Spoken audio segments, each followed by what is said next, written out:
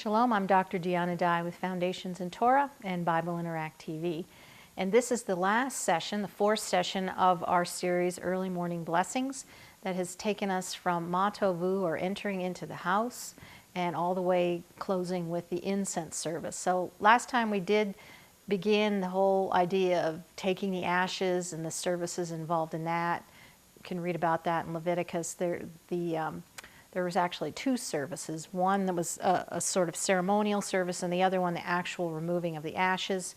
The term called deshin, which isn't actually the word, efar is usually what we use for ash, but because the idea of the ash has contained within it the fat of the animal, the expression there for the deshin is, for the ash is deshin. And the idea of coming forth out of the ash, new life. And of course, each day they had to clear off, if a huge pile of ash built up, they would have to clear off that ash. So today in this last session, we're going to talk about the Tamid Korban law, which I'm not going to go into a lot of detail about because I've covered it in some of my other series. If you want more information about it, the series on the service of the heart contains quite a bit, and one called Into His Presence. Also, the prayer service has quite a bit more information. We're just going to touch on it because it is part of this early morning blessing period of time that we have, but we'll probably talk about the incense service in a little more detail. So once the ash is cleared off and the lots have been drawn, then a priest would be making the offering. The burnt offering, of course, would be the first. It was the first of the day, the last at the end of the day. And that kind of reminds us of what we read earlier. Well, let me just go back here for a second. So this Tamid Korban law, this burnt offering, can be found in Numbers 28, 1 through 8, called the continual elevation offering. It was a communal offering, although individuals could make their own offering. It was done using a lamb, generally offering made 2 times a day, a lamb from the flock, every day, even on Yom Kippur. So 7 days a week, all year round, this offering was made. It was called the most holy offering, the Kodashim, and it could not be removed from the temple courtyard area. It was not for personal use. In fact, the meat was totally consumed. The skins were given to the priests on Fridays. They would divide that up themselves. And the wood for this particular offering, usually fig wood, was placed on the altar every morning. So therefore, it was the very first, had to be done before any other offering. So before we get to the incense or anything else, this particular offering would be made. And now this reminds us that you are the first and you are the last, and other than you, we have no God. Now you recall in the last session, we did bring this up, this particular prayer. And so this prayer was recited basically to the idea to end the exile and make it possible to offer the true offerings once again. Not just to recite them, but to be able to actually do them. So that was kind of contained in this particular prayer. The daily continual offering brought regularly, every day, continually, morning and evening at a specific time. They would actually purchase this for the annual half shekel. This offering was called food. It was God's food. And those parts burned up on the altar, all the parts dedicated to God. It was a sweet and satisfying aroma to Him. And an offering that really did represent our complete submission of our flesh to Him. And every one of these elevation offerings, or these continual elevation offering, was accompanied by a meal offering, which was also completely burned up on the altar. Now, there was a special vessel called a mizrach.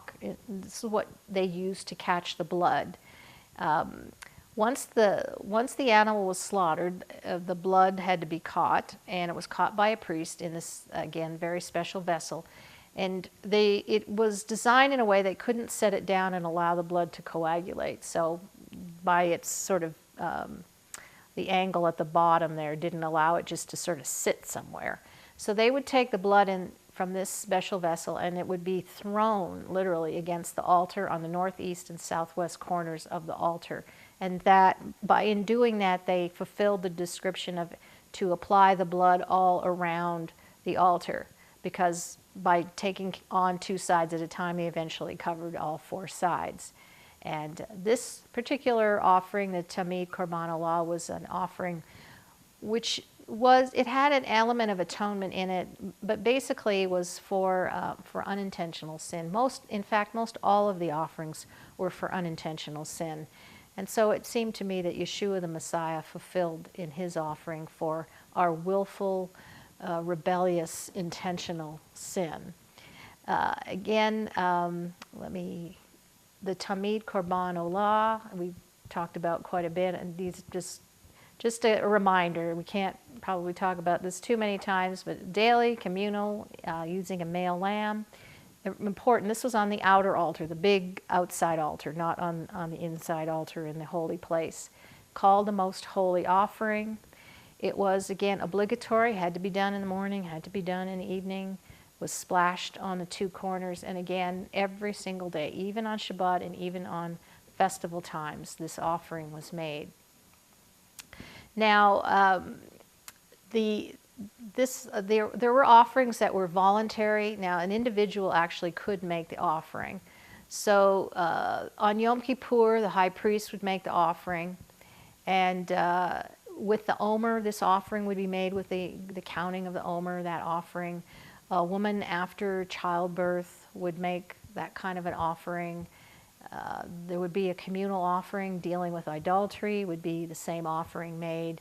And for the conversion of a proselyte, again, that offering would be made as well. And finally, as I mentioned in this case, would be voluntary. The first to be offered in the morning, the last to be offered in the evening. So fairly foundational offering. We talked quite a bit in our last session about the Akedah and how Isaac kind of fulfilled that role. So I don't want to go into that again. I've got a couple of more verses that we look at in terms of this offering, and then we're going to move on to the incense offering. It just says that one who dedicated a korban olah found a greater reward and a closer, more powerful connection to God and community. So there is definitely an important connection between this offering, the korban olah, the one that goes up, the continual elevation offering, and our relationship to God. Now this is just from the Siddur, so I just want you to see how they made the connection between the offering and the prayers.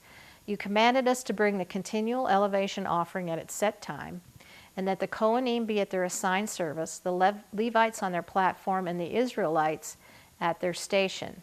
Let our lips compensate for the bulls, that the prayer of our lips be worthy and acceptable and favorable before you, as if you had brought the continual offering at its set time. So there is a connection, very much a connection then between the prayers and this particular offering.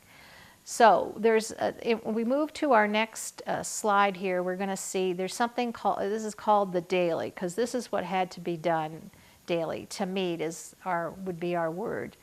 So it was a service of consecration on behalf of the people. It was performed on the altar of the burnt offering. It was done morning and evening. And the priests also, part of the Tamid, part of the daily, the priests would burn the incense morning and evening. These are all interconnected. And in that incense service, the priest acted as a mediator between God and the individual. So each day they had to go through the same service, the service called the service of consecration on behalf of the people. As I've said, it's called the daily. And so there was certain things that went on the burnt offering, the altar of burnt offering, certain things that took place on the altar of incense. And of course, what took place in the tabernacle was similar to what took place in the first temple, the second temple, and will again return to the third temple. The idea of the incense offering really was the sweet smell of the incense that the priests would burn every evening and morning. Again, it's a tamid. It's daily, it's evening and morning, it's continual. So the burnt offering is, and so is the incense offering, at the morning and evening, daily appointed times. And there was a whole special way the priests were chosen to be able to do this. Now, if we go back to Exodus 37, and we can read it in verse 8, 34 through 36 as well, God spoke to Moshe to take these certain spices. Now, We don't have them all listed here. In Exodus, it tells us samim, stacte, onycha, galbanum, and frankincense were the ones that are mentioned. And they're supposed to be pure, all five, and they would be of equal weight. So that is the commandment then, to take these spices, and they would become the incense that would be part of the incense service. Now the word there we have for incense is keteret, and by the time we get to the Second Temple period, it's actually composed of 11 different spices. As a compound, it was finely ground, and this sweet fragrance that went up to the Father of the smell of the incense represented Israel's responsibility and their desire to serve God in a manner that was pleasing to Him. Now it was said the one spice, the galbanum, had a very foul odor, and according to the sages, it represented the sinners amongst us and how there was a need to pray for them within the context of the community. So the incense came to be associated with the prayers of the community, and the incense came to be associated with the unity of that community because everyone had an equal share. Just in the same way the spices were all of a certain amount and a certain weight, so too that is the value. That's how God sees the children of Israel, of equal weight and value. And they're all sharing in the service. Now, the high priest may be doing, his ceremonies may be different and more important seeming to the community than what some of the other services or ceremonies are, but it's really not how God saw it. The high priest, he was trained, he had responsibilities, there were certain expectations upon him, and he was responsible to do that. One is responsible to do what one has been given the task to do. And so God sees that in the same way. So whether you're king or prince or serf, one has a responsibility, and God sees it in that light. And also, part of the incense service was associated with atonement, so that the wrath of God the people would be covered and protected from the wrath which God had every reason and could judge in an obligation, if you will, other than the covering that was placed over him.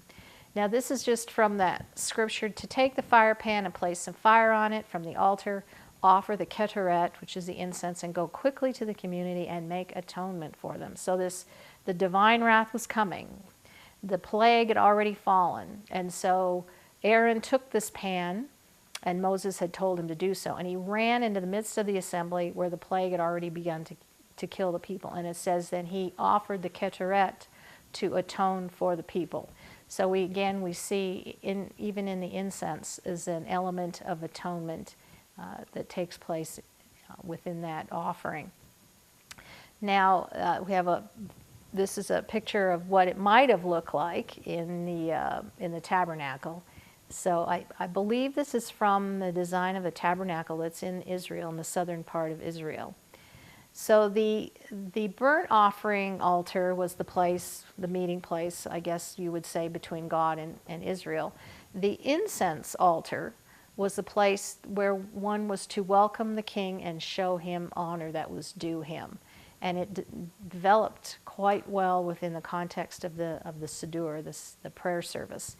The incense itself was blended according to a very strict formula. It was burned, as I said, in the temple on the golden altar, which was the altar that was inside the holy place. We had 3 pieces of furniture inside the holy place. Would have been the golden altar for the incense, the menorah, which the ancients, if you read sort of like Alfred Edersheim and those, they will call it the candlestick, but the menorah, and the table of showbread, the lechem hapanim. The shulchan lechem hapanim, the table of the showbread. So these are our 3 pieces of furniture in the holy place. And so again, it was a strict formula. Now the incense was burned inside, not on the big altar outside, but on the altar, the golden altar inside, which was a lot smaller than the one out in the courtyard. The one in the courtyard by the men of Israel, the court of the men of Israel, was gigantic. This one was quite a bit smaller, but it was still contained within the whole ceremony of this incense was the idea and a call to repentance. According to Rabbi Hirsch, he said the incense symbolized Israel's duty to make all its actions pleasing to God. And by doing so, the prayers went up as a sweet fragrance to God. The idea with the incense as well was to remove the impurities of the world. And so the idea was, as we entered in and approached our God, we removed the impurity within ourselves. Remember, all the prayers are just substitutes for the offerings. I mentioned again that there were 11 different spices, although we've only got 4 named in the verse in Exodus. The other spices are mentioned in the oral Torah. That's where we find what they are. And the Yom Kippur service was a whole nother animal, if you will. That was a dimension that goes far beyond the daily incense offering. It was an extremely important service on Yom Kippur, the Day of Atonement. And sort of the incense had to go through special grinding, and it was taken into the Holy of Holies by the high priest in a certain way, carrying a certain shovel, put down in a certain way. And really, it was with this service that the high priest was able to enter into the Holy of Holies. And this is the only time of the year that someone was able to enter in. Now, on all the other days, incense was burned twice a day, in the morning and the evening, and then, of course, on Yom Kippur, there was an additional service for the incense, which would, of course, make a sweet, fragrant aroma inside the Holy of Holies. The other incense service took place inside the holy place, which was before the 2 curtains that were there. And again, they were offered twice a day. It was said during the Holy of Holies, at that time, at the Yom Kippur service in the Holy of Holies, that the priest himself stood literally between the dead and the living. And so that's what we had with Aaron rushing out to make offering with the Ketoret, probably more a picture then of the Yom Kippur service than it was with the daily service, but that would be the high priest standing between the dead and the living. Now, we see in this picture, there was a special herb that was added to the incense concoction called a ma'aleh ashan, and it was a smoke-rising herb. And basically they say that it caused the smoke of the incense to ascend straight up as a pillar. And also from the incense, it says that once every 60 or 70 years, a certain amount of the incense mixture had to be set aside by the high priest on Yom Kippur. And so each Yom Kippur he would set a certain amount aside. So you can imagine after 60 or 70 years, a fairly large quantity had been accumulated, which was actually said to be nearly a half-year supply of the mixture. So the next year, there was only a limited amount needed to be made for the whole entire year. So they had structured it this way. And the incense recipe was a secret recipe by the family named Aftinus. So they had their recipe. There was a method of doing it. It was very special. And of course, they passed it down through their family, and it was said to be a very closely guarded secret. So again, that family Aftinus. And they kept the identity of all the spices in the mixture secret. Now they knew exactly the exact amount to prepare and how it was prepared. And their clan, if you will, protected the identity of that special herb I just mentioned, the Ma'aleh Ashan, the one that caused the smoke to go straight up in a column. They kept the identity of that particular herb a secret, so nobody knew exactly what that was. And there was speculation, however, something called the Leptadenia pyrotechnica, apparently an herb that contains a certain amount of nitric acid, which is the reason that the smoke would go up in a column straight up to the Lord. Now, recently, I can't remember the year, but they found some reddish-brown spice sample residue, if you will, that contained 9 different unique spices in it. Now, this was in the caves of Qumran, and three different kinds of cinnamon, saffron, balsam, myrrh, galbanum, cassia, and frankincense. They said that over about 600 kilos of the stuff was recovered, which was actually an amount that they would use in 1 year for the incense service. And so that's kind of interesting. From Psalm 141:2, it says, Adonai, I have called you, come to me quickly. Listen to my plea when I call. Let my prayer be like incense set before you, my uplifted hands like evening sacrifice. So you see in there the reference to the incense at the time of the evening sacrifice, because the incense was offered in the morning and the evening, just like the burnt offering. I mentioned, I've read in a couple of places that some feel that Yeshua is kind of a picture of that unknown herb, if you will. So remember, there were 11 ingredients, and so possibly he was the 12th to make the whole community one. Just a possibility. The incense service was done by a priest once in his lifetime. So when we go back and look at the story in Luke chapter 1, it becomes very significant. The fact, you remember Zechariah, who was John Yochanan's father, who was described as, he was a priest.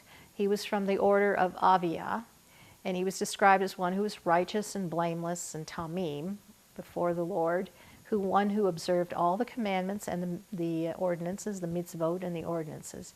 Now he was fulfilling his duty as a priest during the course of Aviah, the week that he was to serve up in the temple. That was the time of his division. And he was chosen by lot, which was how you were chosen to perform the incense service, to enter the temple and to burn incense. Okay, so you've got a fairly good amount of information about the incense. Again, it was once in a lifetime. While he's doing this, the crowds are outside praying. The service is going on at the time of the incense. And this is when he goes in to perform the service. He is given a vision from the angel. Angel spoke to him and given him a promise that a son would be born, Yochanan, one who would come in the spirit of Elijah, one who would come who would turn the hearts of the people to God. He would turn the hearts of the children to the Father, and the hearts of the disobedient to the wisdom of the righteous. So that's expressed there. But remember what happened to him. Once that vision, once the angel communicated with him about what would happen, he was no longer able to speak. He was silent. And so when he came out, he couldn't talk. People realized that he had actually seen a vision, and then he had to communicate them using signs. So there's something very interesting that goes along with this service and this idea of Zechariah being silent, not being able to talk. And if we look at our next slide, there's a special, it's called a magrapha. The problem is we don't know whether it is a shovel related to the incense service or whether it was actually a musical instrument. But the sound of it was deafening. And the sound basically hastened the priests from all the different parts of the temple to return to the area for service. So in going back a little bit to the whole incense service, a priest and an assistant would approach the altar of burnt offering first, and then they would take a golden censer and fill it with incense. The incense was in a silver vessel, so they'd fill the gold censer with the incense. And then they would take another would take the burning coals from the altar and put it in, so that from the large altar, where we said there was a pyre that contained the coals for the incense. So he would take those and put those in the golden bowl. So we've got incense in a silver bowl, we've got a gold bowl with the coals, and then the incense being put into a gold censer. And they passed by the court, and they went into the holy place. And at that point, there was this sound from the magrapha. The sound, what I just mentioned, hastened the priest from all parts of the temple to come to their place to worship. And the name of this instrument or shovel was called the magrapha. At the same time, the Levites were setting up themselves. They were going to be servicing in song, and they were going to be standing on the 12 steps to sing. But we have two priests And so one would be offering the incense and the other would be bearing the shovel. And this vessel would be taken and would be thrown down to make this very large noise. Again, we don't know which it was, but there would be, when this thing was thrown down and the deafening noise it would make, there would be silence. And so this is a quote from the Mishnah. It says, "The sound made by the Magrafa falling was so deafening that in the entire city no one could hear a friend speaking." So again, there's this sort of time of silence brought on by the striking down of this instrument or shovel. As I mentioned, the Levites were standing on the platform to begin their song. Two priests, at the same time the Levites are preparing to sing, two priests are continuing up these 12 steps into the porch, the olam, into the holy place, preceded by two other priests who would remove the residue or ashes from the inner altar and the menorah. And then they would arrange the coals on the altar, the golden altar, evenly so that the incense would burn well. We have a kind of an image here of the incense burning on the altar. It was said that the priest who attends the incense enters the sanctuary with a colleague. He removes the smaller vessel filled with the incense and he hands it to the colleague. And he deposits some of the incense into the palms of a priest. And remember, I mention all this because it was only ever done once in a lifetime, and this is what Zechariah is doing.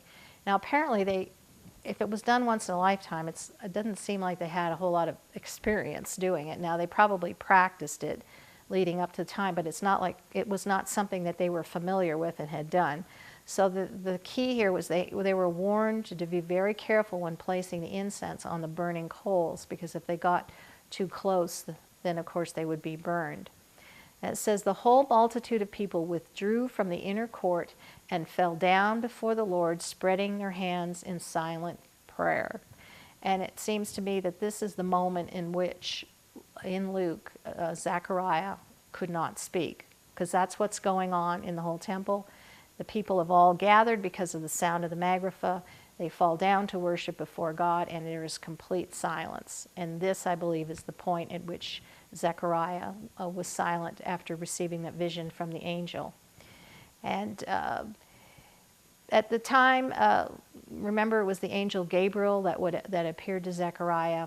And once the president of the temple area would give the word for when this particular time of making the offering, the incense offering, would come about, but this deep silence that would just rest upon the people.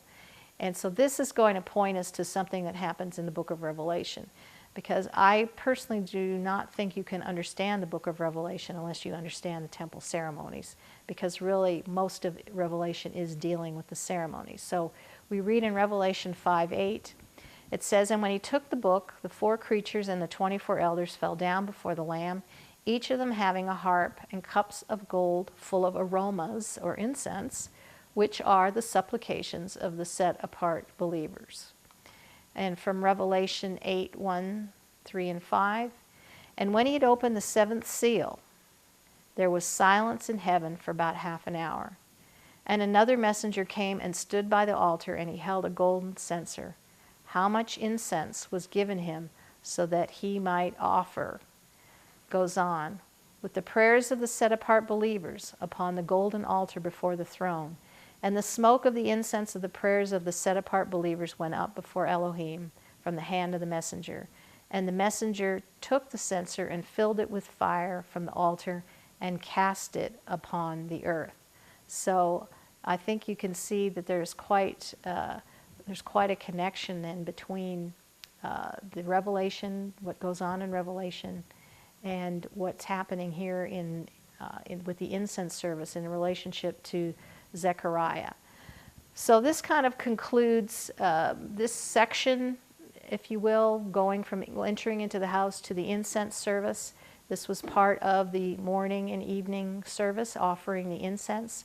It's quite a complex ceremony. I didn't go into all the different details and how which priest went where and how they walked up and what shovelful they took and who had it in what hand, etc. But just to try to give you an overview, and I would encourage you to take some time and look at that service in a little more detail. So that, again, this concludes this section of going from the house to the book of Revelation, from entering into the house unto the incense service. So thank you. Shalom.